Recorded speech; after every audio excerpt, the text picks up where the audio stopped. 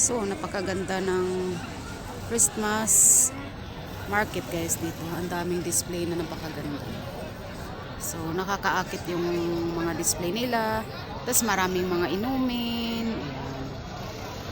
At pwede ka rin bumili ng mga pwedeng merienda. So, yan yung angel.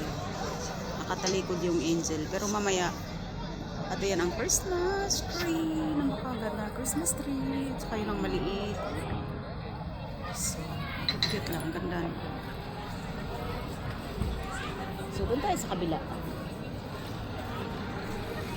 Tayo sa kabila.